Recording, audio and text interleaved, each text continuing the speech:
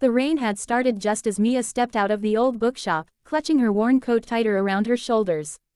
The night was unusually silent for the busy city, an eerie stillness broken only by the tapping of raindrops on cobblestones.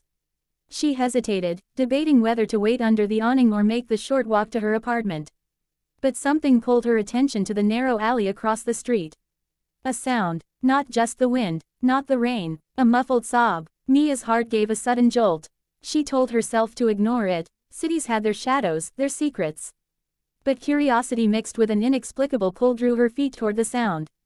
The alley was dimly lit, the single flickering street lamp failing to chase away the shadows.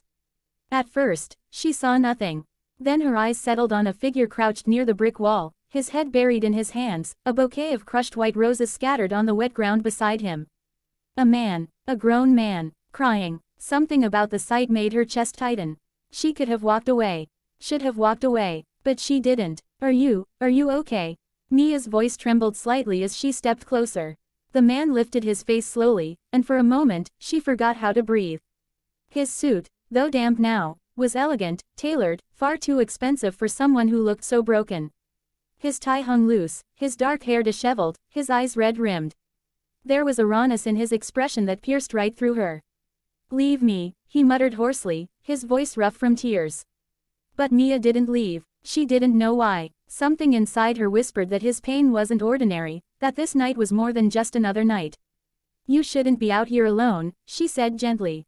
"It's freezing. You'll get sick." He let out a bitter laugh, hollow and sharp. "Sick? I think I'm already dying." Mia froze, unsure how to respond. She had stumbled upon heartbreak, but it was deeper than she imagined. Her gaze fell again to the crushed bouquet. Wedding roses. Her lips parted, realization dawning.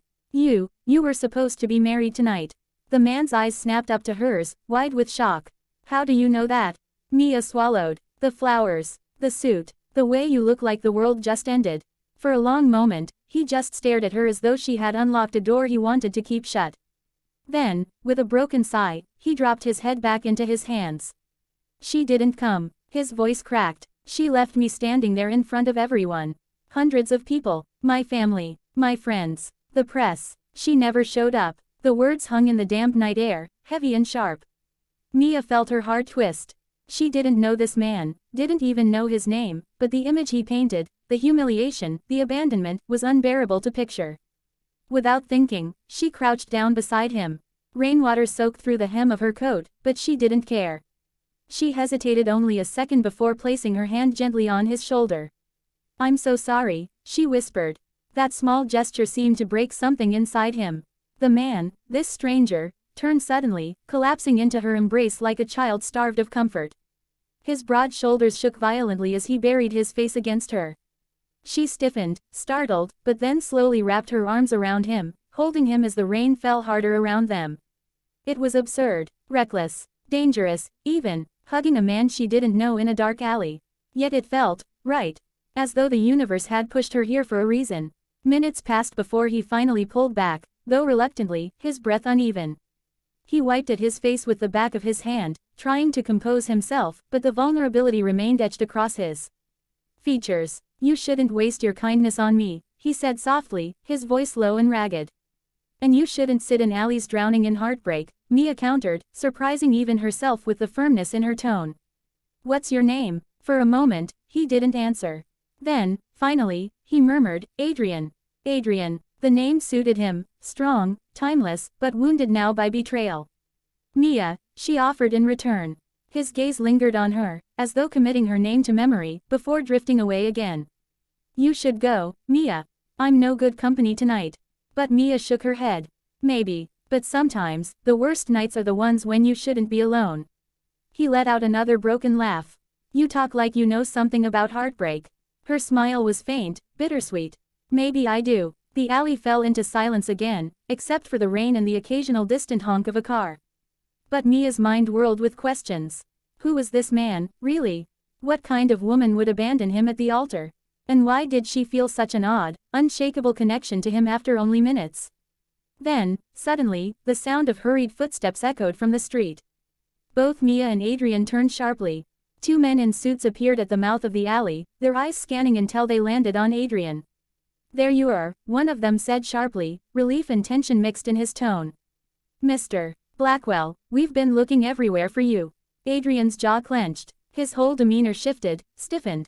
Mia blinked. Mr. Blackwell. The name sparked recognition. Adrian Blackwell, the heir to Blackwell Enterprises. A billionaire family whose business empire stretched across finance, technology, and media. She had seen his face in magazines before, always polished, always untouchable. But here he was, drenched, devastated, crumbling in an alley. Her breath caught. She had hugged Adrian Blackwell. Leave me alone, Adrian snapped at the men, his voice suddenly colder. But sir, your father is demanding you come back. The press is everywhere. This is a disaster. Did you not hear me? Adrian's tone turned sharp, his grief morphing into steel. Leave. The men exchanged uneasy glances but obeyed, stepping back toward the street. Before disappearing, one of them cast a wary look at Mia, as if silently questioning who she was and why she was with him. When they were gone, Mia turned back to Adrian, still processing. You're Adrian Blackwell. He looked at her, tired and bitter. Unfortunately, her pulse quickened. This wasn't just any man left at the altar, this was a man whose heartbreak would be splashed across every newspaper and social feed by morning. A scandal, a humiliation on a global scale.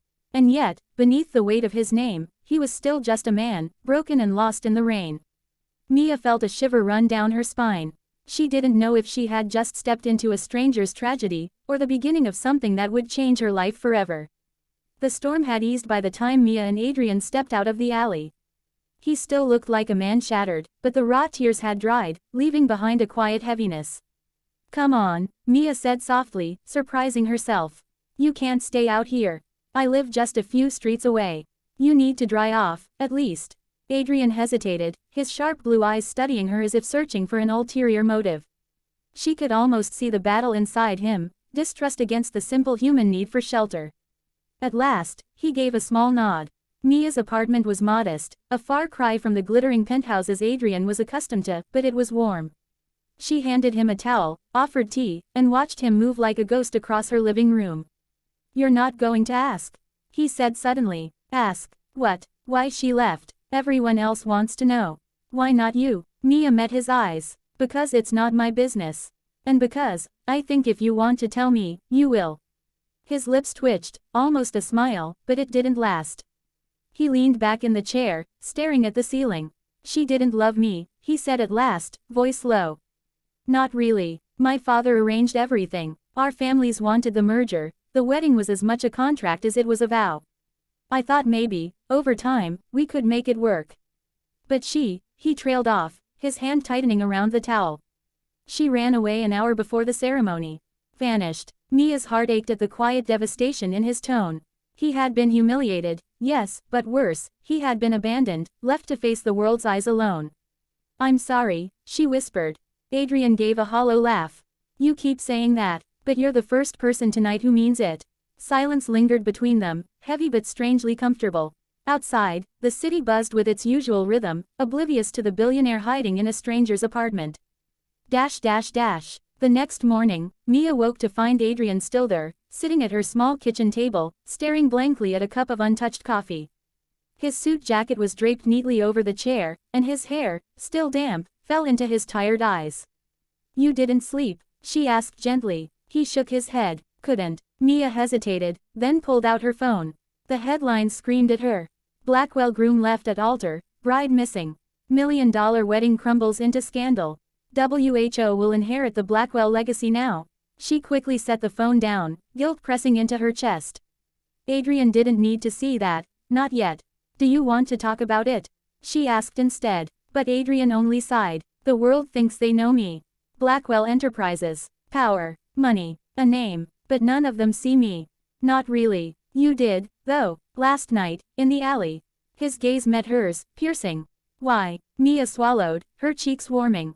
Because, I've been there. Not the same way, but, I know what it feels like to be left behind. To be unwanted. The admission surprised even her. She rarely spoke of her past. But something about Adrian made the words spill free. My fiancé walked out a week before our wedding. He said he wasn't ready, that I wasn't enough. Everyone whispered, judged. I thought I'd never stand again. But I did. Adrian's expression softened, pain mirrored in his eyes.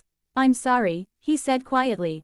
They sat in silence, two broken hearts recognizing each other in the wreckage. The day passed in a blur. Mia went about her routine, while Adrian lingered in her apartment as though afraid to return to the world outside. She expected him to leave by evening, to vanish back into his world of wealth and headlines, but he didn't. Instead, he cooked her dinner, clumsily but earnestly, and for the first time, Mia saw a flicker of something other than grief in his eyes. It scared her, and thrilled her, but reality returned the next morning with a pounding at her door. When Mia opened it, two stern men in suits stood there, the same ones from the alley. "Mr. Blackwell," one of them said urgently, "your father insists you return immediately. This disappearance has only fueled the scandal. The press is relentless. Blackwell Enterprises is unstable without your presence." Adrian's jaw tightened. He glanced at Mia before turning to them. "Tell my father I'll handle it my way." "Sir," I said, "my way." The men exchanged nervous glances but obeyed, retreating reluctantly. Mia closed the door, her pulse racing. "Adrian, they'll drag you back whether you like it or not." "I know," he said grimly. "But I needed this. A moment where I wasn't Adrian Blackwell, the heir, where I was just Adrian." His eyes locked on hers. "And you gave me that." Her chest tightened at the intensity in his gaze. She had known him for less than 2 days, yet it felt as if their souls had collided long before. That evening, as twilight bled across the city, Adrian finally stood to leave. His figure filled the doorway, tall and commanding once more, though still carrying the cracks of heartbreak. "Mia," he said softly. "I don't know what happens next. I don't know if I can escape the mess my life has become. But what I do know, is that I'll never forget the woman who hugged me in an alley when the world abandoned me." Mia's throat tightened, her voice barely a whisper. "And I'll never forget the man who reminded me that even the strongest can break." He hesitated, as if wanting to say more, to stay longer. But instead, he reached for her hand, pressed a gentle kiss against her knuckles, and walked into the night. Weeks passed. Life returned to its rhythm, though Mia often found herself thinking of him, of Adrian. She saw his face on magazine covers, in news reports. He looked composed again, the perfect Blackwell heir, though she knew the truth of the broken man beneath the mask.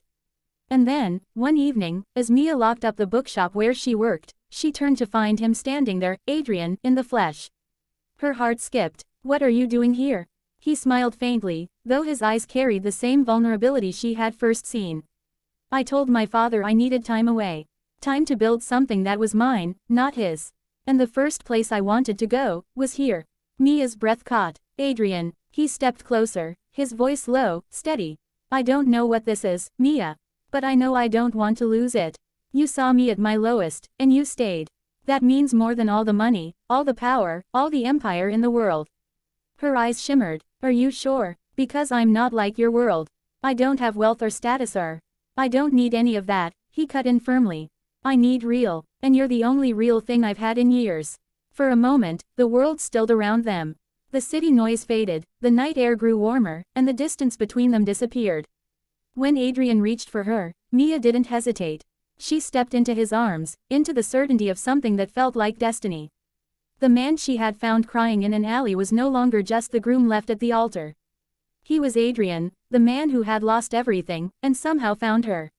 And she, who had once believed herself unworthy, realized that sometimes, heartbreak was only the beginning of a story worth telling.